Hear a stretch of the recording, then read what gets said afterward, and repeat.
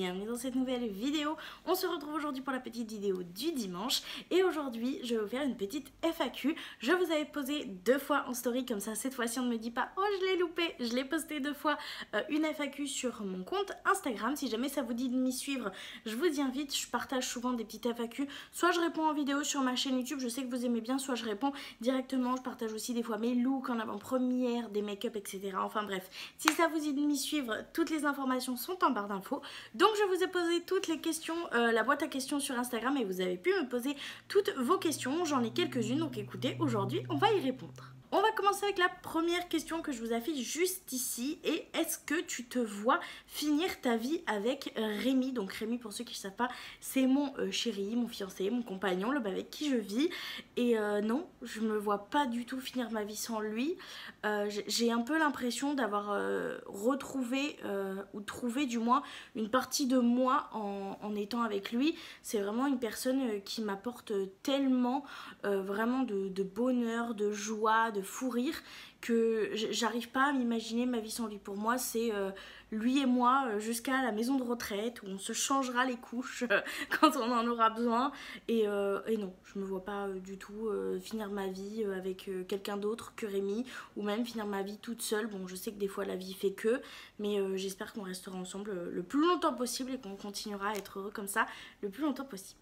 Prochaine question qui est ton meilleur et ton pire moment de l'année 2024. Alors le meilleur, je vais être très honnête avec vous, je l'ai tout de suite en tête. C'est quand il s'est mis à neiger, je vous l'avais filmé en vlog. Franchement c'était l'un des moments où je me suis sentie le mieux.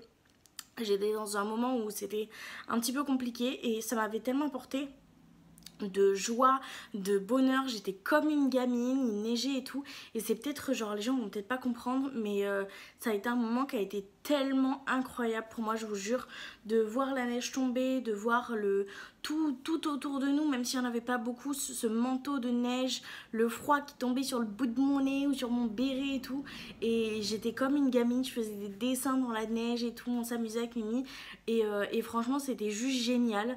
Donc je pense que pour l'instant c'est l'un des meilleurs moments que j'ai passé, c'est le moment qui m'a vraiment marqué pour l'instant, même si je pense qu'il y en aura d'autres très prochainement parce qu'il y a des choses qui vont venir et je pense qu'ils vont rentrer dans mon top de mes meilleurs moments de 2024. Et le pire moment de l'année 2024 que j'ai eu, là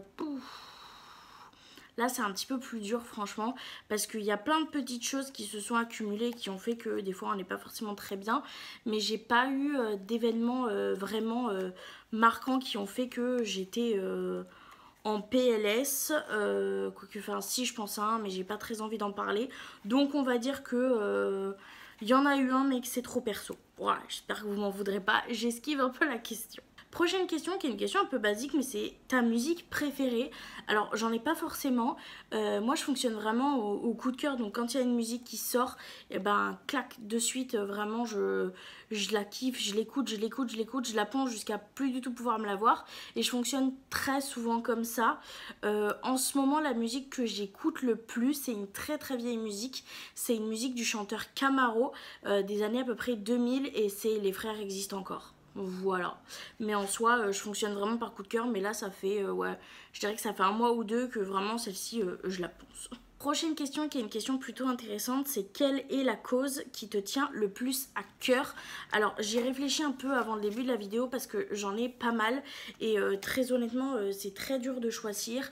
Bon, évidemment je pense que personne n'est passé à côté de ce qui se passe en ce moment, et ça j'avoue que ça me détruit un peu le moral. Je me dis qu'il y a certaines personnes de notre gouvernement qui apparemment n'ont pas eu les mêmes cours d'histoire que nous, parce que moi je me rappelle quand on nous parlait de ce qui s'était passé avec l'Allemagne etc, avoir été traumatisée de ces cours d'histoire géo là, parce que je me suis dit mais comment est-ce qu'on peut être aussi inhumain, et j'ai clairement l'impression qu'on est en train de vivre quelque chose de très similaire, et que je pense que nos chefs d'État devraient prendre des cours de soutien d'histoire pour pas refaire les mêmes erreurs.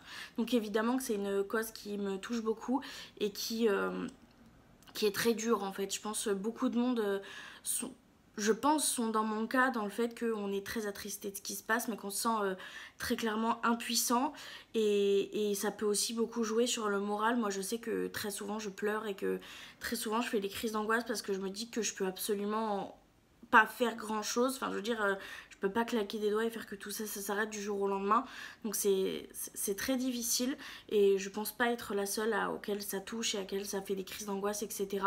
Donc si jamais il y a des personnes comme moi qui vont voir cette vidéo, vous n'êtes pas seul à vraiment très très mal gérer ça. Mais voilà, du coup évidemment c'est une cause qui me tient à cœur. Après avant qu'il se passe ça, j'avais des causes qui me tenaient vraiment beaucoup à cœur, comme le fait de protéger les femmes battues principalement, la protection des enfants aussi, parce que malheureusement beaucoup d'enfants se font maltraiter et franchement je me dis que des fois il y a des choses qui sont banalisées qui ne devraient pas l'être. Et évidemment dans la même lignée la protection animale, hein. Les animaux pour moi c'est... Enfin je veux dire ils sont tellement purs, ils sont tellement incroyables, ils nous apportent tellement de choses que je comprends pas non plus comment on peut faire autant de mal. Et c'est vraiment des causes qui me tiennent à cœur et si je pouvais faire plus pour ces causes-là, je le ferais. Mais encore une fois, c'est des choses sur lesquelles je me sens un petit peu impuissante et je sais pas vraiment trop quoi faire par rapport à ça.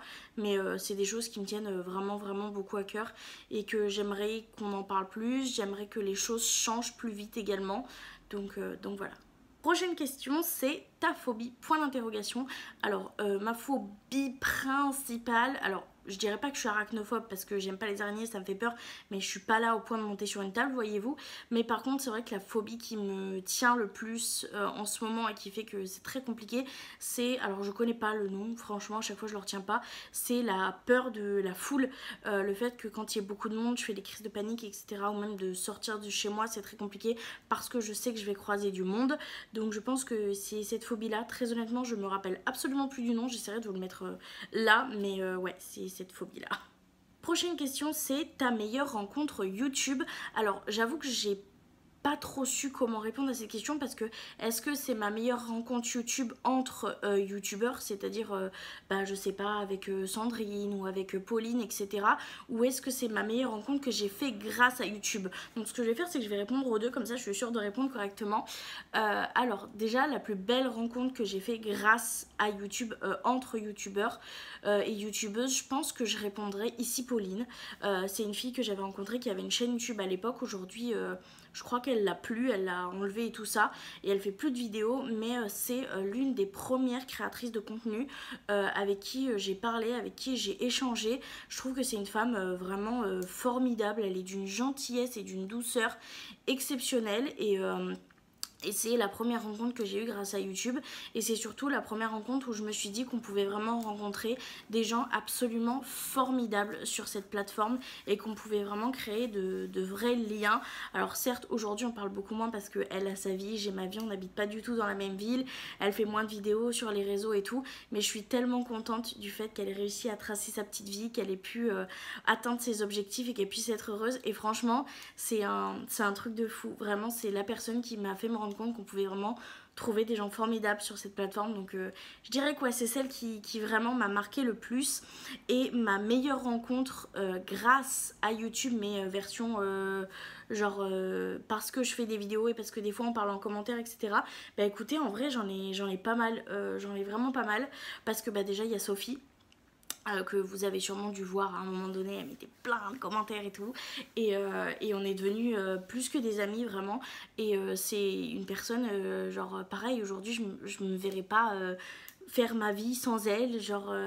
On aime trop discuter ensemble, c'est fluide, on sait qu'on peut être totalement transparente l'une envers l'autre. Enfin c'est vraiment devenu une très très très très bonne amie. J'ai aussi ma petite Catherine, évidemment, ma grande sœur de cœur, que j'ai trop hâte de voir. Je sais pas si le jour où je sortirai cette vidéo on se sera déjà vu ou pas, mais franchement ouais, elle est juste incroyable et j'ai tellement hâte de la rencontrer en vrai. Et vraiment ouais, elle fait partie des gens je remercierai jamais assez YouTube de l'avoir rencontrée, vous voyez. J'ai également ma petite Tiffany, hein, un véritable coup de cœur amical.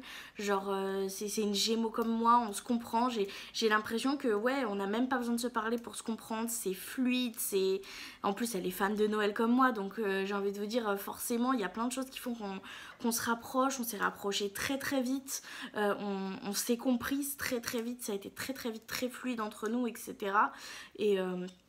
Et non, c'est juste exceptionnel. Après, je suis Laurie de la chaîne Magic Six Stationery. On s'est pas rencontrés grâce à YouTube, on s'est plus rencontrés grâce à TikTok. Je suis tombée sur ses lives TikTok et après je me suis mis à la suivre sur YouTube, etc. Et pareil pour Laura d'ailleurs, que j'ai rencontré sur les lives TikTok. Donc voilà, mais en soi, y a quand même pas mal de monde à qui je parle très régulièrement et qui sont juste extraordinaires. Là, je vous ai donné quelques noms, mais franchement, j'ai rencontré tellement de gens absolument plus formidables les uns que les autres, qui sont d'une gentillesse, qui sont incroyables, avec qui on peut partager certains combats, par exemple, comme je pense à Marie, qui souffre également de crise d'hyperphagie, qui est d'ailleurs si je me trompe pas, a fait une vidéo il y a pas longtemps que je vous ai partagé sur Instagram qui est juste absolument incroyable.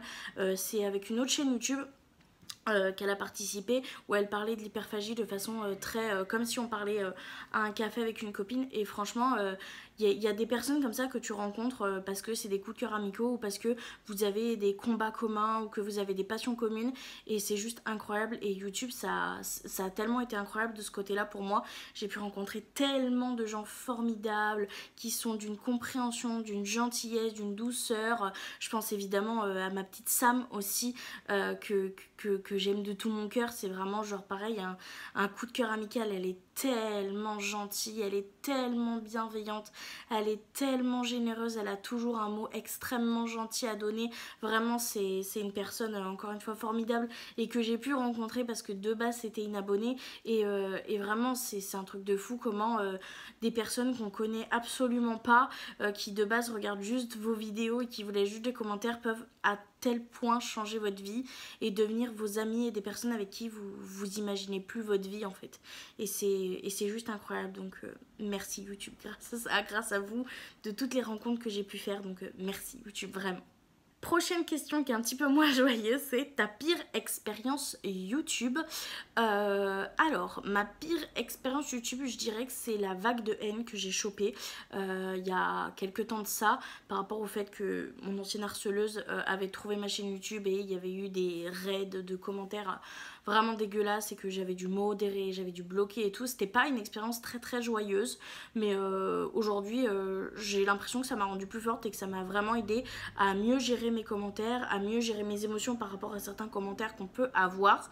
Donc je pense à ça, et je pense également à un swap que j'ai fait qui est jamais sorti, avec une personne qui venait d'ouvrir sa chaîne YouTube, etc. J'avais bien aimé, j'avais accroché avec cette personne là, et au final j'ai fait un swap, j'ai tourné le vlog préparation de swap comme je fais d'habitude. C'était d'ailleurs l'un des premiers swaps que j'ai fait, je crois le premier ou le deuxième que j'avais fait, et je lui ai envoyé son colis, j'ai jamais eu de nouvelles, j'ai jamais reçu mon colis, elle m'a bloqué de partout. Donc voilà, je pense que ces deux expériences-là étaient les deux expériences où je me suis pris une sacrée claque dans la gueule. Mais écoutez, ça fait partie de la vie, c'est comme ça. Ça m'a fait apprendre à faire moins facilement confiance aux gens.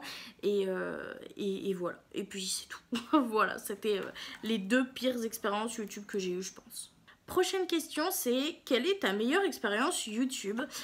Alors, la meilleure expérience YouTube que j'ai eue, je pense que je dirais les vlogmas. Parce que les vlogmas, je les ai fait sur 2 saisons. J'ai fait 2 vlogmas déjà.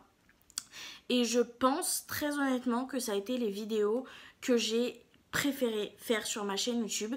C'est une expérience qui est vraiment assez différente parce que c'est une vidéo par jour pendant 30 jours. Alors certes, moi j'ai pas fait des vlogmas classiques et je vous ai jamais menti là-dessus. J'ai fait des vlogmas où j'ai tourné par exemple les premiers, je crois que c'était des hauls action où je vous amenais avec moi à Action. Il y avait des hauls, il y avait la chambre que j'avais décorée un peu avant, il y avait la pièce de l'entrée que j'avais aussi décorée un petit peu avant le début des vlogmas, etc. Mais c'est des vidéos que j'ai adoré faire, j'ai adoré pouvoir parler avec vous. J'ai adoré avoir vos retours sur les vlogmas et vraiment je crois que c'est l'un des trucs que je préfère faire sur YouTube. Donc je dirais que c'est ma meilleure expérience YouTube, avoir tenté les vlogmas. Prochaine question qui est un peu longue et il y en a 2 dans une, donc je vais vous la lire d'un coup et je vais y répondre une par une. C'est un conseil pour entretenir son couple. Qu'est-ce qui fait que vous tenez vous? Alors déjà, un conseil pour entretenir son couple, j'en ai pas tant que ça, très honnêtement, à part la communication.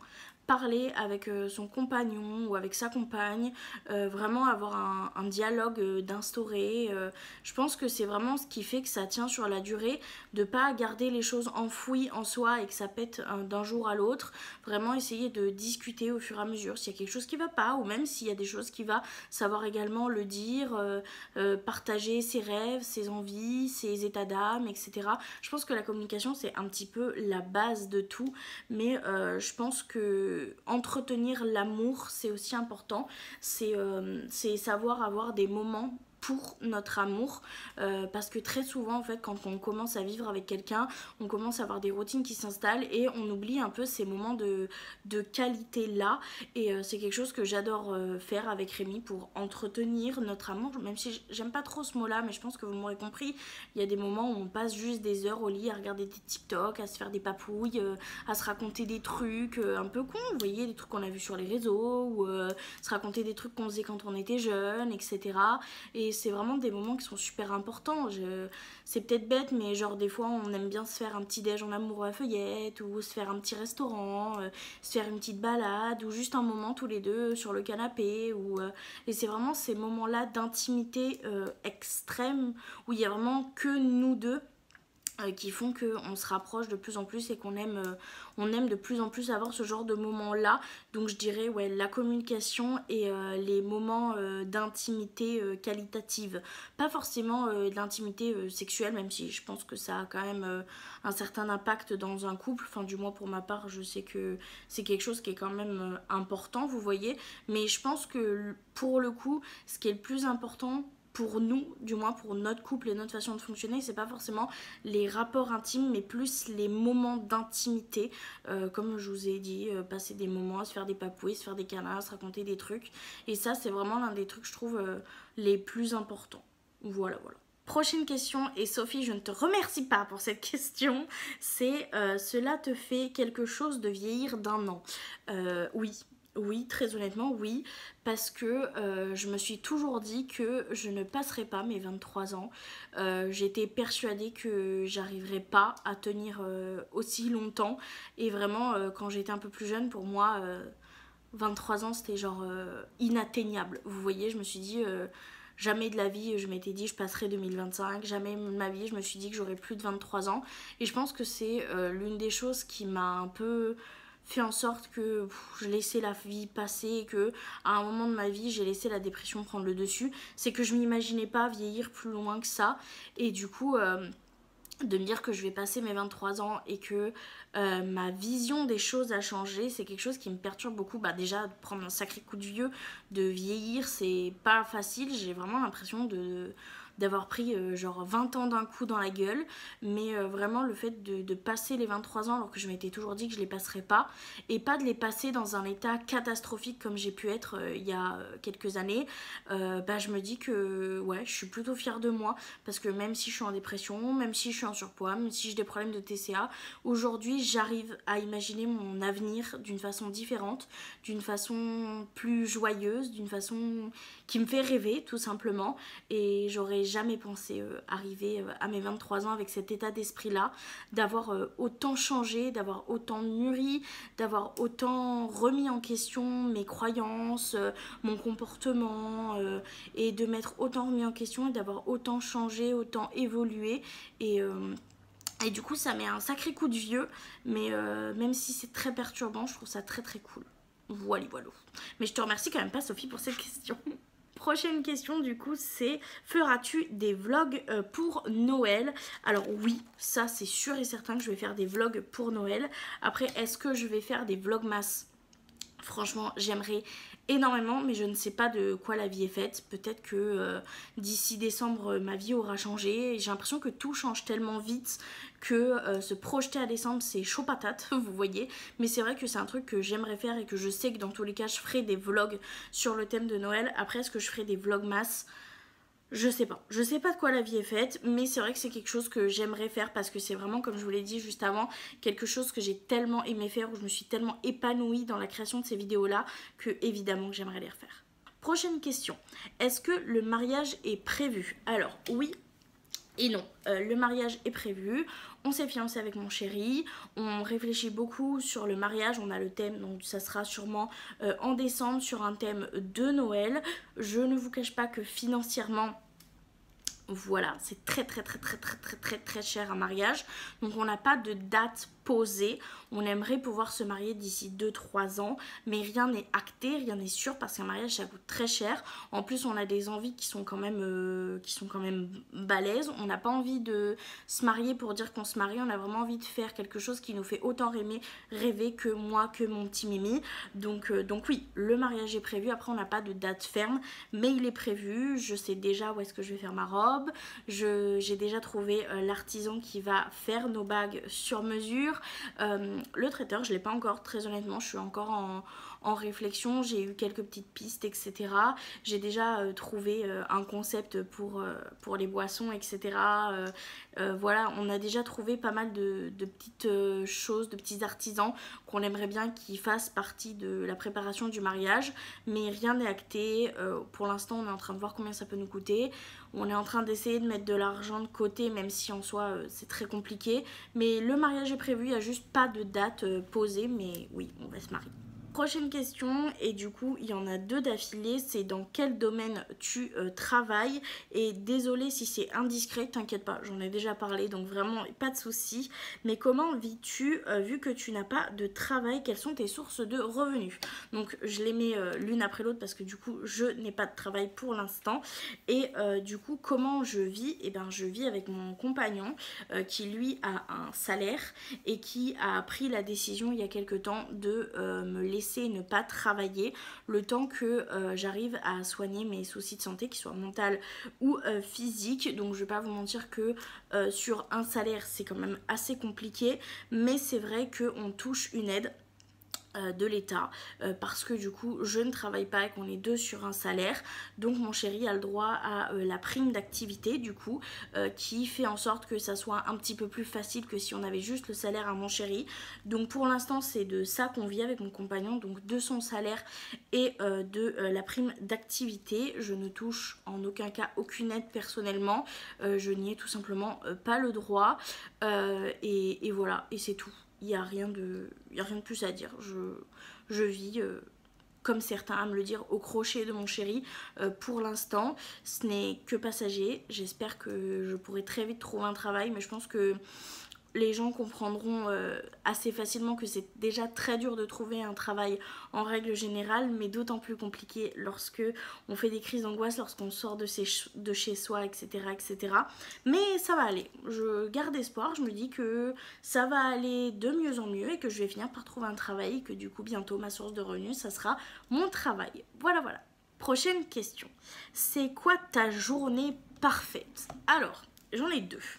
J'ai la journée parfaite de Cynthia quand elle n'a pas envie de quoi que ce soit.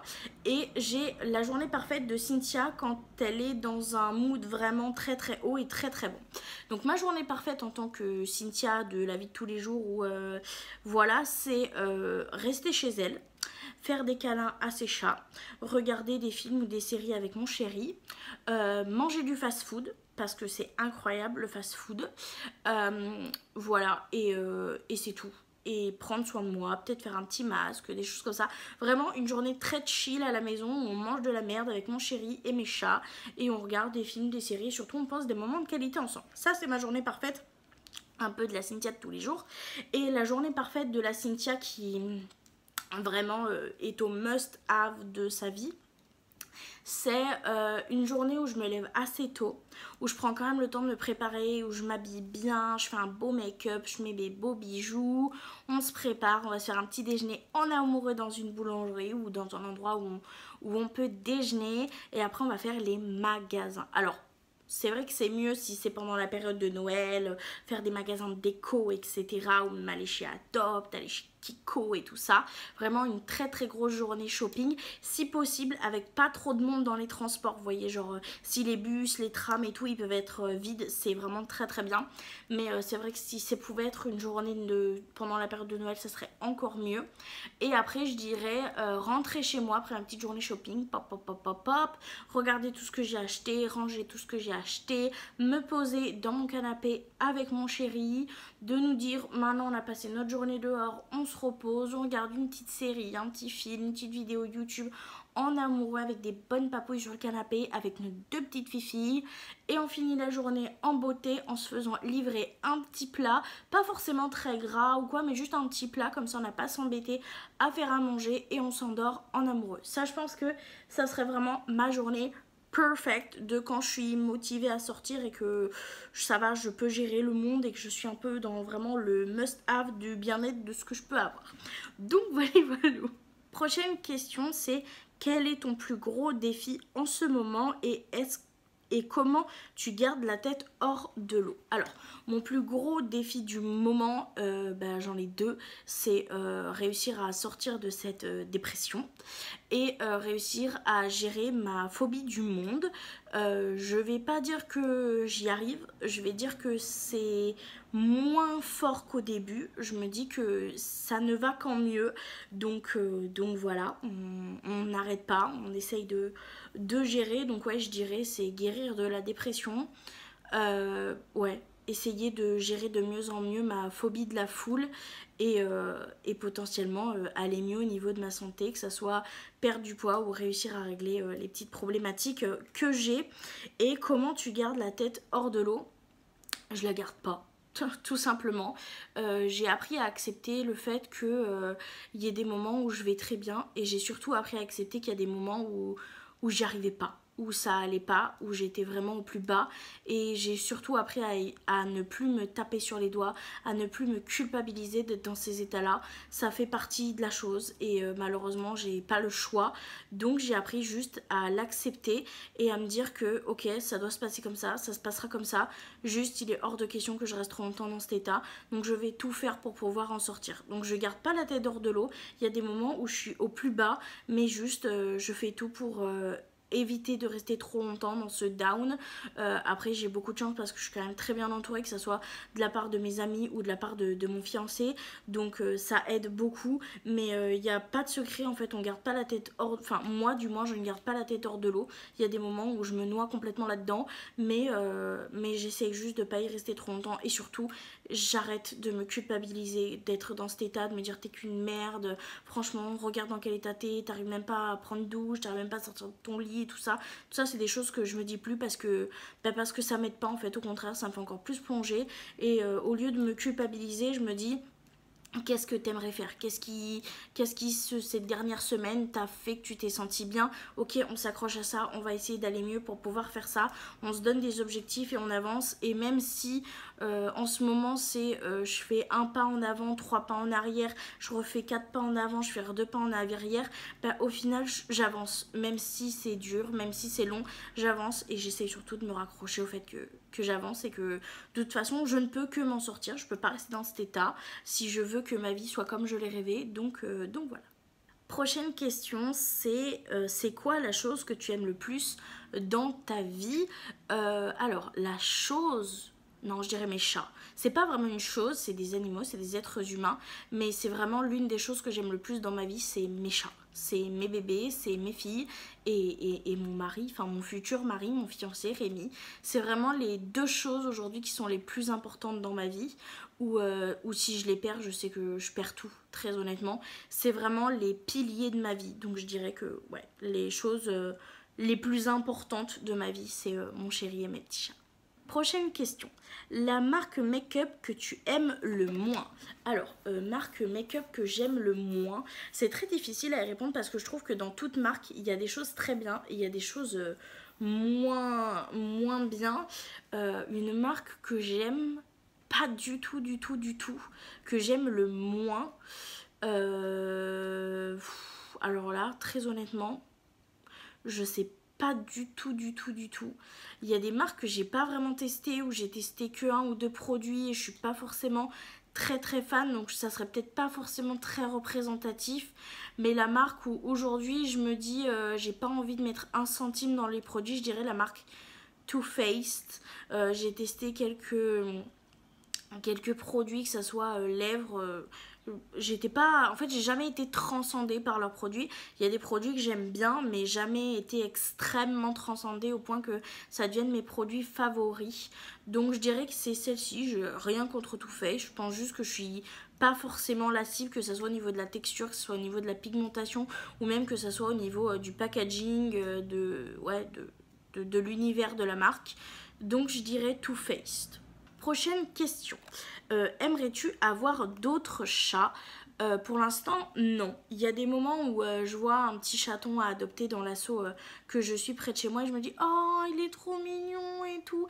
Et en fait, je me rends très vite compte que je pourrais pas lui apporter la vie dont il aurait besoin parce qu'on en a déjà deux, que ça coûte très cher, que ça soit le vétérinaire, que ça soit des croquettes adaptées, que ça soit si jamais il faut qu'on mette de côté, si jamais il leur arrive un accident, ce genre de choses. Et je pense que dans un 30 mètres carrés, enfin 30 et quelques mètres carrés, déjà 2 chats c'est bien, 3 ça serait trop, que ce soit par rapport à l'entretien des litières ou que ce soit au fait qu'elles se sentent vraiment trop l'une sur l'autre. Donc pour l'instant j'en ai pas forcément envie, peut-être que plus tard dans ma vie j'en aurai envie, mais pour l'instant je pense que je serais juste pas, on n'a pas une situation pour rendre heureux un troisième chat. Je pense que ça serait trop difficile, que ça soit financièrement ou même au niveau de l'espace, etc. Donc pour l'instant c'est pas en programme, mais c'est vrai que j'aime tellement les animaux que si je m'écoutais j'en aurais 36 000, mais d'un autre côté si je m'écoute j'en aurais pas plus, parce que le plus important c'est quand même le bien-être des animaux. Et même si je prends l'exemple d'un chien, aujourd'hui je rêve d'avoir un gros chien depuis des années, mais je sais que vu ma situation actuelle le chien serait plus que malheureux, donc je n'en prends pas pour cette raison là, et je pense que c'est exactement pour la même raison pour laquelle j'adopterai pas de troisième petit chat. Prochaine question. Si tu devais choisir une seule marque de make-up, laquelle? Franchement, je pense que je vais pas réfléchir trop longtemps, je dirais Martin Cosmetics. J'aime énormément les produits Martin Cosmetics. L'un de mes mascaras top 3, c'est le Martin Cosmetics. Mon liner préféré, c'est un Martin Cosmetics. Mes rouges à lèvres préférés, c'est des Martin Cosmetics. Mes palettes pour les yeux préférés, c'est des Martin Cosmetics. J'aime beaucoup les highlighters de chez Martin Cosmetics. J'ai pas encore testé ni les blushs, ni rien. Mais c'est vraiment une marque où chaque produit me tente de ouf. J'ai jamais vraiment été trop déçue. Alors oui, il y a des produits que j'aime un petit peu moins que les autres, mais autant par rapport à l'univers, par rapport à la créativité de chaque collection, etc. et par rapport à la qualité des produits, je dirais Martin Cosmetics. Je pense que j'ai déjà dit beaucoup trop Martin Cosmetics dans cette réponse. Prochaine question. Tu fais confiance facilement? Non. Je ne fais pas confiance facilement, mais je m'attache très facilement. C'est-à-dire que quand une personne rentre dans ma vie, j'ai ce sentiment de m'attacher très vite et très fort aux gens, mais je reste très souvent sur ma réserve pendant un long moment où, à part quand j'ai vraiment des gros coups de cœur sur certaines personnes, où je vais avoir tendance à me livrer assez rapidement, etc. Ce qui est d'expérience pas forcément la meilleure des choses, mais c'est quelque chose que j'ai vraiment du mal à contrôler. Quand vraiment j'ai un coup de cœur amical et que je me sens vraiment en confiance, j'arrive à me confier assez rapidement, mais en règle générale je m'attache très vite. Mais par contre, avant qu'une confiance soit installée, c'est un petit peu plus compliqué. Prochaine question. Le nombre d'enfants que tu souhaites. Alors, moi déjà, m'imaginer maman, c'est un petit peu compliqué, même si, je vais pas vous mentir, j'aimerais vraiment beaucoup. Il y a beaucoup de choses qui font que j'ai très peur d'être une très mauvaise maman. Donc c'est un peu compliqué. Et je pense que si j'aimerais avoir des enfants, j'aimerais en avoir qu'un. Parce que je me dis que c'est tellement compliqué de bien élever un enfant. Déjà un c'est compliqué, alors plusieurs ça serait d'autant plus compliqué. Et j'ai envie que si jamais un jour j'ai un enfant, de pouvoir lui offrir tout ce dont il a besoin, pas forcément dont il a envie, parce que j'ai pas envie de faire de mon enfant un enfant pourri gâté, capricieux, etc. Vous voyez, mais d'avoir le temps pour lui inculquer ce que j'ai à lui inculquer, d'avoir le temps pour lui et ne pas être complètement pressé avec ses frères et sœurs, etc. Mais c'est vrai que Rémi, lui, a toujours voulu, il m'en a toujours parlé, elle a toujours voulu avoir 2 enfants parce que il veut pas avoir d'enfant unique. J'avoue que de ce côté-là, je comprends le fait qu'il n'ait pas envie que notre enfant se sente tout seul, etc. Mais vraiment, si on doit avoir plusieurs enfants, je suis pas fermée à cette idée-là, bien au contraire. Mais je veux vraiment être sûre d'avoir les finances pour être sûre que quand ils grandiront, on aura de quoi les aider pour leur premier appartement, pour le passage du permis, pour la voiture pour même les études. Je veux qu'on ait assez d'argent pour leur donner à manger à leur faim, qu'ils puissent faire les sorties extrascolaires qu'ils ont envie de faire, qu'ils puissent faire le sport qu'ils ont envie de faire, etc. Et je veux être sûre d'avoir assez de temps et de pas devoir être complètement noyée dans du travail avec des 40 heures, un deuxième salaire, un deuxième boulot pour avoir plus de salaire, pour être sûre que mes enfants soient confortables. Je veux avoir des finances assez confortables pour qu'ils ne manquent de rien, mais surtout ne pas être complètement débordée par le boulot au point de devoir négliger l'éducation ou le temps de qualité que j'aimerais penser avec mes enfants. Donc je dirais 1 pour cette raison-ci, mais je suis pas fermée à en avoir 2 comme Rémi le souhaite. Et prochaine et dernière question que j'ai gardée pour la fin. Qu'est-ce qui te fait rêver dans Noël? Pourquoi tu es si fan? Ton Noël parfait. Alors, qu'est-ce qui me fait rêver dans Noël? Très honnêtement, j'en sais rien du tout. En fait, je dirais la chaleur. En fait, Noël, c'est vraiment une période où il fait froid dehors, où il fait nuit très très tôt, où il fait pas forcément chaud. Et moi, les périodes d'hiver, c'est vraiment la période où je me sens le mieux, où j'arrive à me couvrir. C'est vraiment au niveau de la mode même un moment que je préfère, même au niveau du maquillage parce qu'il fait pas chaud donc ça dégouline pas. Donc vraiment la période d'hiver en règle générale c'est une période que je préfère. Et en fait de réussir à trouver autant de chaleur en fait dans une période où il fait si sombre, où il fait si froid, et je me suis jamais sentie aussi dans un monde très chaleureux, très aimant, où j'arrive à trouver un réconfort dans une période qui est tout le contraire en fait, où il fait froid, où il fait nuit tôt, où les journées ça passe vite, et pourtant j'ai jamais réussi à trouver dans une autre période cette chaleur, ce réconfort, ce bien-être en fait. Il y a aussi les décos de Noël évidemment que j'aime, je trouve ça encore une fois tellement chaleureux et ça me met dans une espèce de bulle de bien-être que j'arriverai pas forcément à vous expliquer. Vraiment je me sens bien, et si je pouvais être comme ça toute l'année, j'aimerais être comme ça toute l'année. Vraiment et l'année dernière d'autant plus, je me suis rendu compte à quel point je m'étais sentie bien, où j'avais l'impression que tout allait bien, que tout allait bien se passer, etc. Donc je sais pas pourquoi j'en suis si fan, mais je sais que ça me fait tellement de bien, que ça soit les décos ou même les fêtes de famille, le fait d'avoir pu fêter Friendsgiving avec des amis que je considère comme ma famille, d'avoir pu voir ma belle famille, d'avoir pu leur cuisiner des bons petits plats, leur préparer des beaux petits apéros, emballer les petits cadeaux, penser à eux, trouver les idées pour essayer de leur faire plaisir, de les voir s'ouvrir avec des yeux qui pétillent, de passer un moment juste incroyable dans toute cette chaleur et tout cet amour, et c'est vraiment quelque chose qui me fait beaucoup de bien. Faut pas que je chiale, qui me fait beaucoup de bien. Donc voilà, j'espère que je serai pas trop à côté de la plaque pour répondre. Et ton Noël parfait, je pense que ça serait un peu comme les vlogmas de l'année dernière. Très honnêtement, c'était le plus beau Noël que j'ai passé de ma vie. Même s'il y a des choses que j'aurais aimé en plus, évidemment. J'ai adoré autant faire les magasins de déco que de décorer ma maison, que de faire la chasse aux cadeaux pour ma famille, comme je vous l'ai dit, avoir fait Friendsgiving, avoir pu faire un Noël en amoureux, d'avoir d'autant plus, en plus de tout ça, pu voir ma belle famille, etc.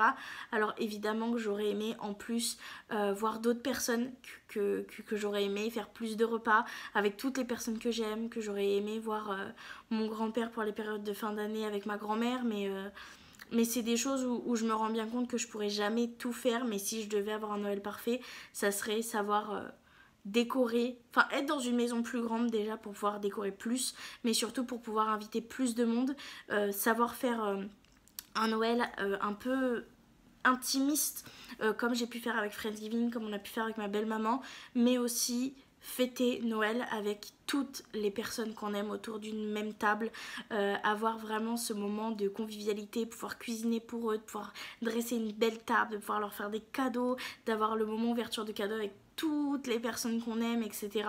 Je pense que en vrai c'est ça qui me plairait le plus. Évidemment, aller en Belgique pour aller voir les décos Noël, parce que ça reste aussi quelque chose que j'aime beaucoup, parce que la Belgique, depuis que j'ai vu les vlogs de It's June, j'ai qu'une envie, c'est d'y aller, et pourquoi pas y aller avec ma copine fan de Noël, ou mes copines fans de Noël. Ça serait juste le rêve, mais voilà, c'était un peu ma réponse à la dernière question. C'est une vidéo qui a été assez longue à tourner, j'espère qu'elle vous plaira. Si vous avez d'autres questions et que vous n'avez pas Instagram, n'hésitez pas à me le mettre en commentaire, j'y répondrai directement avec grand plaisir. Je vous remercie énormément d'avoir regardé la vidéo jusque là et d'avoir partagé ce moment avec moi. J'espère que ça vous plaira et je vous fais du coup de très très gros bisous et je vous dis à demain pour un prochain vlog. Bye!